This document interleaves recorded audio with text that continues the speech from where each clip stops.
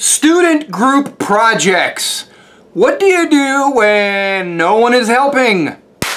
What's up, everyone? Welcome back to the Daily Sean. For those of you who haven't been here before, my name is Sean. I do a daily video on something related to nursing. No rhyme or reason. Probably not going to change. Student group projects. What do you do when no one is helping?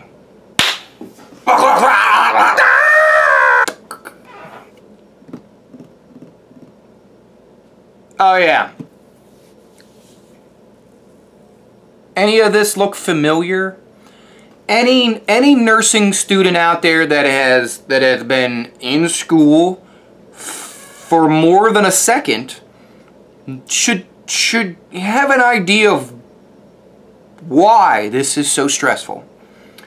Group projects are the bane of every nursing student's existence. Now, maybe this isn't just in nursing. Maybe there's other programs out there that utilize the group project concept. I can only imagine, because this can't be exclusive to nursing. The idea behind group projects is so that you develop team building skills, that you learn to play nice in the sandbox with strangers. The problem that most people run into is that the other strangers, they don't participate in the sandbox. You're usually digging the hole by yourself. Everything's fine and dandy in the beginning. You know, you divvy it up. You're given a group of like 3 up to 6 people. You know, smaller groups are better. Larger groups are complete chaos. You divvy up responsibilities evenly amongst the group members. In fact, as you grow into your role as a nurse and role as a student, you're gonna start playing fair. So you're gonna divvy up responsibilities that are your strengths versus your weaknesses. So you have someone that's really good at PowerPoint. Hey, you know what? You're gonna do the PowerPoint. You got someone that's really good at research, could do it, has no problem with that. Yep, they're gonna do research. And you got someone else who's really good at public speaking. Yep, they're gonna be the one standing up in front of the class. So you divvy it up to make it fair and to make it engaging and as simple as possible. Yet somebody always throws a freaking wrench into the system.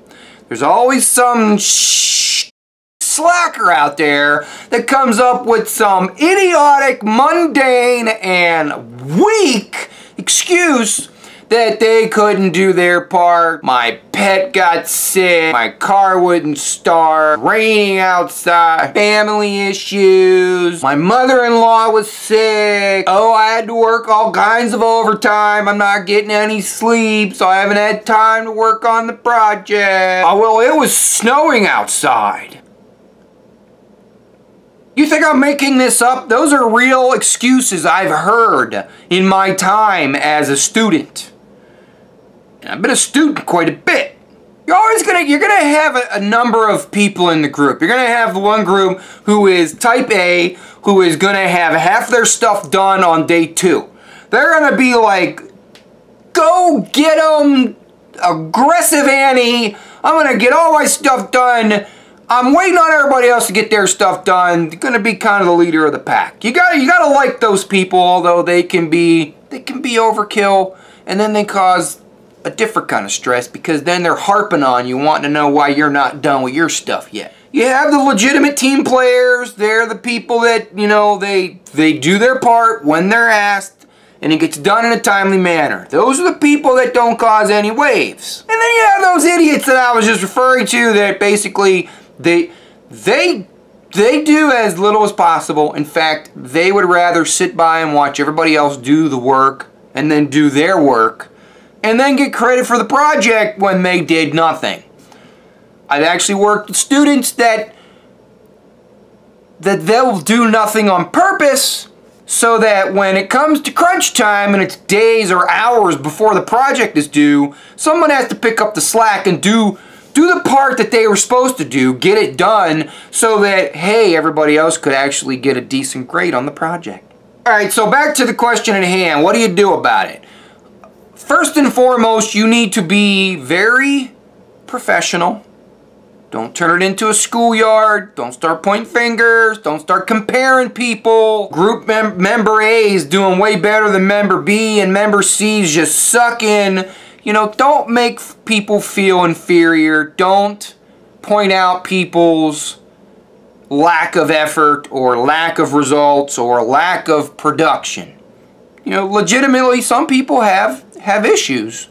So, you know, you allow the 1-2 strike kind of thing. Like, you know, the first time that they screw up, alright, fine, everyone's human, you get a pass. But the second time they screw up, that's when you gotta put down the hammer, and that's when you gotta start taking control. You have to interact with them as a group, not just you and that person. It can't be a he said, she said war, because you'll get nowhere. Recruit the members of the group to talk with this particular person. And now with the advance in technology, I don't even care if you're an online program. You can all video conference on Skype or Zoom or get on your favorite social media website. Y'all can talk in real time and figure your shiz out, okay? I would highly suggest that you coordinate everything through some manner that is trackable. That is trackable. So if you're doing a group project, many people have the online like bulletin or online forum where everybody has to like participate. This is, I'm thinking about like online programs, but this is like a traditional classroom. You're gonna have to create some sort of check system that proves you're doing your part. Like, I wish I could come up with a concept, but I know for a fact that when you log on to like the bulletin board that you have, like where you go check your grades and stuff, if you log on there, that's trackable. Like, the professor knows if you've gone online or not gone online. The professor knows if you've checked your email or uploaded a document or participated in a chat. I'd figure out a way to put your group activities onto that forum so that it is trackable. So that when the worst case scenario is created and this particular person or persons still ain't doing their job and you take it to the professor, you have proof. I would save every email, I would save every direct message, text message, social media message, I would save it all and track it so that when you go to your professor and say, here, this is what they're not doing. And you want to do that after the second strike. Don't wait forever. Do not wait until the last minute. Do not wait till halfway through the semester. You need to put them in check early because guess what? This is your grade too. In fact, it's all about you. I don't know about you, but it would be all about me. I'm earning my grade, and I got peeps that are not taking care of their end that are going to affect my grade. Yeah, we're going to solve that. We're going to come correct quickly. And if you're not meeting, if your professor's not helping you, or if they're passing it off and say, oh no, you got to figure this out amongst the group, then you go above your professor's head. Because this is your education. You take an active role in your education. You figure out how this gets solved. The quicker, the better.